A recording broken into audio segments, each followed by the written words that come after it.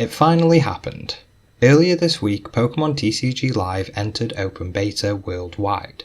A few months ago, I made a video questioning what happened to it. A few select countries had access to the early beta, but it was limited to only a few, and the rest of the world had no idea when or even if we were going to be getting it. Well, now we have it, and I wanted to post an update and voice my opinion on this updated version of the game. I tried out ranked and casual mode to get the full experience and streamed the game in order to get a broader opinion.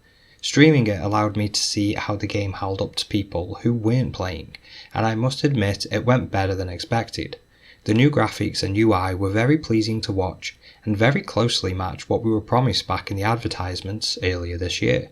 While some things could be polished, such as how the game runs on PC versus mobile, it has to be said that there isn't much I can criticise. But for the purpose of giving a detailed review, I'll be nitpicking more than I usually would. I'll start with the good aspects of the game. As I said before, the aesthetics and UI are very pleasing to watch.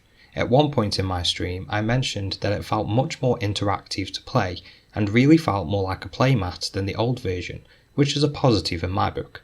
Finding matches is incredibly easy on both ranked and casual mode, but this is likely due to the game being new and is likely to take longer as time goes on.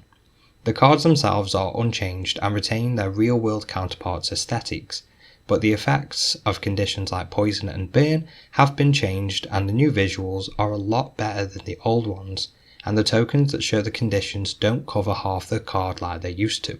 I love the new Battle Pass system, and while these can be controversial, I feel they fit well for this type of game, and they give you a reason to play beyond just daily challenges, which still exist but no longer require you to focus on a single type, giving you the freedom to complete them with your favourite and most powerful decks. Which brings me to the new pre-built decks that we have been given. Some of these are some very powerful decks and allow newer players to play on an even field, even if they don't have as many of their own cards to play with.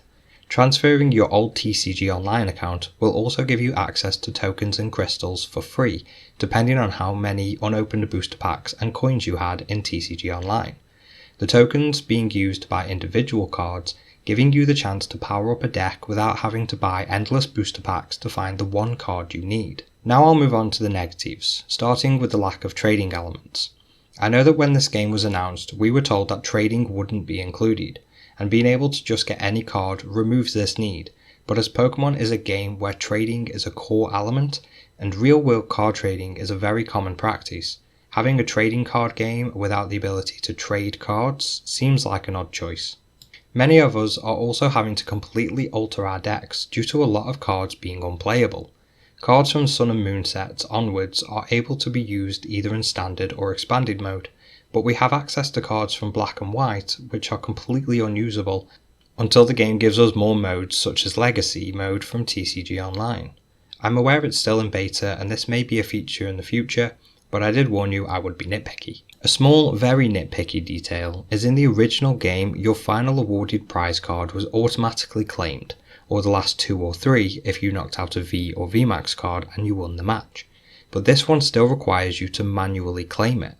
It's a small detail, but I feel it would be beneficial to go back, as I myself have dragged games on longer by accident by forgetting to claim the card, and this is more frustrating to the losing player as you have no option to concede while your opponent is claiming their prize cards. All in all, this is a very well made game and has certainly reignited my love for the TCG. Once out of beta, I imagine it will be even more polished and give the players a game they can be excited to play every time. What are your thoughts on the current beta version? Are you a fan or are you waiting until the full release? Let me know in the comments. Releasing the beta worldwide days before Scarlet and Violet may have been a strange move, but I won't complain that I can finally play it during my main game breaks.